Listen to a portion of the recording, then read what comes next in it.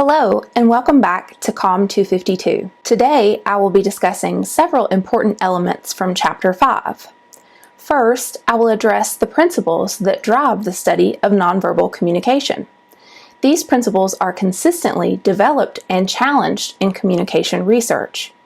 This research is very important because it helps us to develop strategies for increasing our nonverbal communication competence. Let's start by defining nonverbal communication. Nonverbal communication is any communication without words and includes messages that are transmitted by vocal means such as a sigh, a laugh, or even clearing your throat. Nonverbal communication also includes non-linguistic dimensions of spoken words such as volume, rate, and pitch. When we think of nonverbal communication, most of the time we think of body language, gestures, and facial expressions, but there's much, much more. Research shows that effective nonverbal communication enhances attraction, popularity, and well-being. It also leads to better close relationships and improved organizational, teacher-student, intercultural, courtroom, health, and political communication. Now I will discuss the primary principles of nonverbal communication. The first principle is that nonverbal messages interact with verbal messages. Nonverbal messages can accent, complement, contradict, control, repeat, and substitute for verbal messages. Next, nonverbal communication helps us to manage impressions.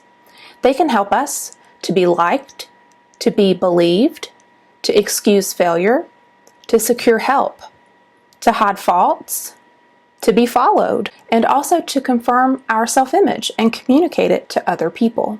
The next principle is that nonverbal messages help us to form relationships. This is because much of our relational lives are lived nonverbally. Think about the tie signs, or those nonverbal signals that communicate the nature of relationships that we see every day. We can often tell that people are tied to others because we see them holding hands or kissing. The next principle is that nonverbal messages structure our conversations. Our nonverbal messages often signal you're ready to give up your speaking turn, and maybe you want the other person to say something. We often use messages like increased eye contact or raising our hands when we want to be heard. The next principle is that nonverbal messages can be used to influence or deceive others. The more closeness we develop in relationships, the more likely we are to see the tells of others. Finally, nonverbal messages are crucial for expressing emotions, both revealing and hiding. For example, we may fake a smile at a party that we were just not in the mood to attend. So now that we've discussed the principles of nonverbal messages, let's talk a little bit about how to increase our nonverbal communication competence. We'll talk about these strategies as we encode and decode nonverbal messages. The first strategy to increase our nonverbal communication competence is to consider your choices for nonverbal communication just as you do for verbal messages. Identify and think mindfully about the choices you have available for communicating what you want to communicate. The next strategy is stay consistent. Keep your nonverbal messages consistent with your verbal messages. Avoid sending verbal messages that say one thing and nonverbal messages that say something else, at least not when you want to be believed. Monitor your own nonverbal messages with the same care that you monitor your verbal messages. If it's not appropriate to say, "This meal is terrible," then it's not appropriate to have a negative expression when you're asked if you want seconds. Too little nonverbal communication or too much can be responded to negatively. Similarly, always giving the same nonverbal message, say continually smiling and nodding your head when listening to a friend's long story, is likely to be perceived as insincere. Next, be sure to consider the situation. Effective nonverbal communication is highly situational. To be effective, adapt your messages to the specific situation. Nonverbal behavior appropriate to one situation may be totally inappropriate in another. Maintain eye contact with your conversational partner. Whether at a meeting, in a hallway, or on an elevator, it communicates politeness and says that you're giving that person the consideration of your full attention. Eye contact that is too focused and too prolonged is likely to be seen as invasive and impolite. Avoid using certain adapters in public. For example, things like picking your nose or maybe even your teeth will be seen as impolite. And not surprisingly, the greater the formality of the situation, the greater the perception of impoliteness is likely to be. Avoid strong cologne or perfume. I love Bath & Body Works just as much as the next person, but while you may enjoy the scent, those around you may find it unpleasant and intrusive. Finally, avoid touching. Be very careful with touching behaviors. Remember that everyone has a touch ethic, or what they believe is an appropriate touch for a specific situation with a particular partner. The best advice to give here is to avoid touching unless it's part of the culture of the group or organization.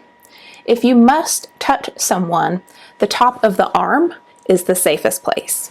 So now that we know a bit more about how to increase our nonverbal communication competence when we encode messages, let's think about how we decode them. When making judgments, mindfully seek alternative judgments. Consider the vast array of choices for interpreting or describing a person's behavior. Your first judgment may be an error, and one good way to test it is to consider alternative judgments. For example, if your romantic partner is acting distant, you may believe that they are annoyed with you, but it can also signal that your partner needs some space to think something through. Resist the temptation to draw conclusions from nonverbal behaviors. Instead, develop hypotheses or educated guesses about what's going on and test the validity of your hypotheses based on other evidence, such as the verbal message. Messages come from lots of different channels, and reasonably accurate judgments can only be made when you consider all of these channels.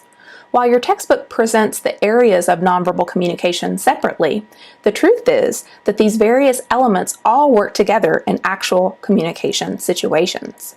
Even after you've explored the different channels, consider the possibility that you're incorrect. This is especially true when you make a judgment that another person is lying based on nonverbal evidence, like eye avoidance or long pauses.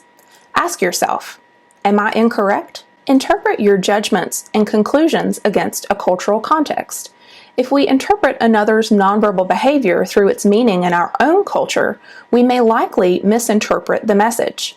For example, if you believe that someone gets too close when they speak to you as being intrusive, you may miss the possibility that this distance is simply standard in another person's culture, or even a way of signaling closeness and friendliness. Finally, consider the multitude of factors that can influence the way a person behaves nonverbally. For example, a person's physical condition, personality, or particular situation may influence a person's nonverbal communication. An upset stomach may be way more influential in someone's stink face than any other interpersonal factor. Without knowing the whole story, it's difficult to make an accurate judgment. Today, I have discussed the principles of nonverbal communication and ways that we may increase our nonverbal communication competence. Be sure to review all of the channels of nonverbal communication in your text. I'll see y'all next time.